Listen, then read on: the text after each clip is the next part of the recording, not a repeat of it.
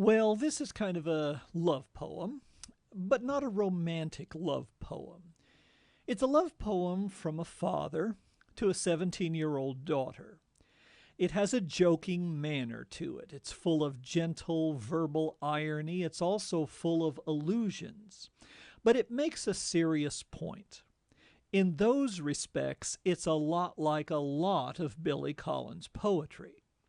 It's not a difficult poem, but it's got so many allusions in it that it takes a few minutes to work through. So let's read it and make some comments as we go along. Do you realize that if you had started building the Parthenon on the day you were born, you would be all done in only one more year? Of course, you couldn't have done it alone, so never mind. You're fine just as you are. You are loved simply for being yourself. Clearly, the you here is the 17-year-old daughter. Throughout the poem, the poet mentions all the marvelous things that have been done in the span of 17 years, implying a humorous contrast with the daughter, who seems to do not much of anything. She's a typical 17-year-old. But the theme of the poem, which is a serious one, is clearly expressed in the last line of the first stanza. In that respect, this poem is a little bit like an expository essay, with a statement of the theme at the end of the first paragraph. The Parthenon, by the way, is the first of many allusions in the poem. It's the greatest surviving piece of architecture from the classical Greek period. It took 18 years or so to build in the 5th century BC. Here's a picture of it. Think what a monumental task it would have been, and how much work and planning would have had to go into that in an age without machines. By contrast, this 17-year-old girl has apparently spent most of her time lying on her bed, texting her friends, and not picking up her socks. But it's okay. Her father loves her anyway. But did you know that at your age, Judy Garland was pulling down $150,000 a picture? Joan of Arc was leading the French army to victory, and Blaise Pascal had cleaned up his room. No, wait. I mean, he had invented the calculator. I do like the but at the beginning of the second stanza.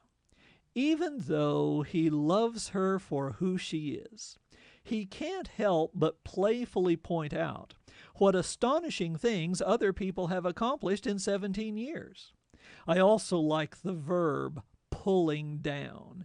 It gives a conversational, slightly slangy feel to what he is saying, making it seem less like a formal poem.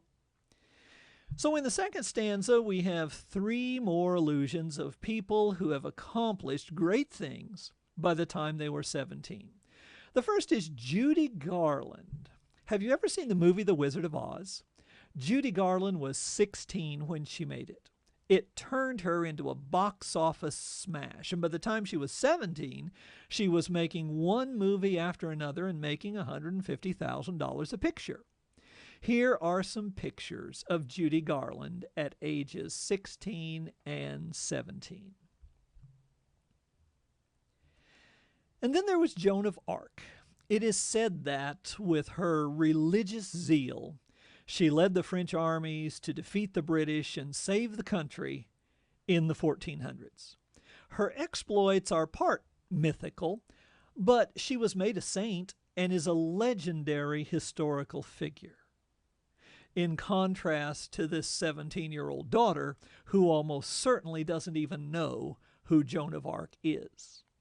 And then Blaise Pascal, who was a mathematician, inventor, physicist, early 1600s. He really did invent the earliest calculating machines.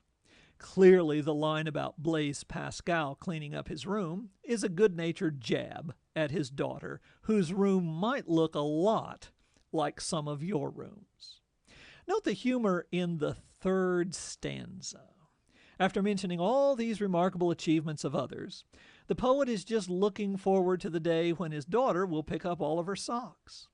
Of course, there will be time for all of that later in your life after you come out of your room and begin to blossom, or at least pick up all your socks. Then he ruminates on more historical figures. For some reason, I keep remembering that Lady Jane Grey was Queen of England when she was only 15.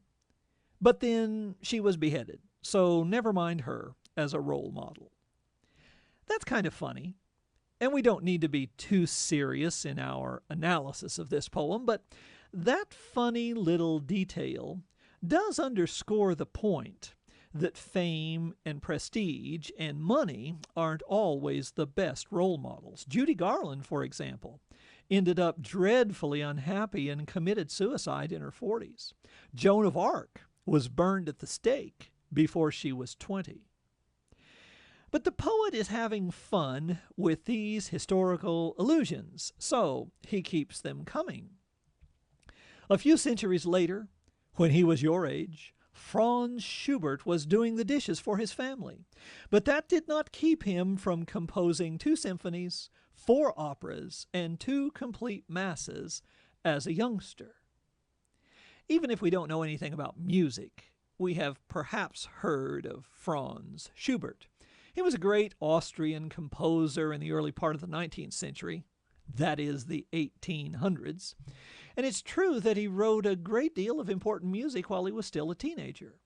But then the speaker makes a joking excuse. But of course, that was in Austria at the height of Romantic lyricism, not here in the suburbs of Cleveland. The present frequently seems prosaic and humdrum to teenagers. They are frequently bored, and everything is stupid, and if the daughter were to care enough to defend herself, she might say, "Yeah, but Franz Schubert didn't live in the suburbs of Cleveland."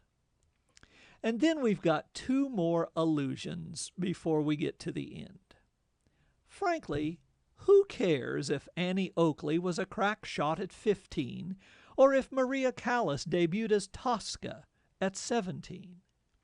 Once again, I like the word frankly. It's another of those touches that give the poem a conversational flavor. Annie Oakley was one of the first American superstars. She was a star of Buffalo Bill's Wild West show in the late 1880s and 1890s. There have been books written about her, movies made about her, and a famous Broadway musical, Annie Get Your Gun, made about her. And then Maria Callas was one of the great opera singers of the 20th century, a beautiful girl who at 17 was doing wonderful things on the opera stage. But in spite of all these accomplishments of all these people at a young age, the speaker repeats his main point at the end. We think you are special by just being you, playing with your food and staring into space. But since this poem combines a sincere expression of love with a jokiness about the daughter's lack of responsibility, the poem ends with another little joke. By the way, I lied about Schubert doing the dishes, but that doesn't mean he never helped around the house. So I suppose the subject of this poem would be love. And the theme would be that we love others, especially our kids, not for what they do, but for who they are. And even though this is a jokey poem, the point is a serious one.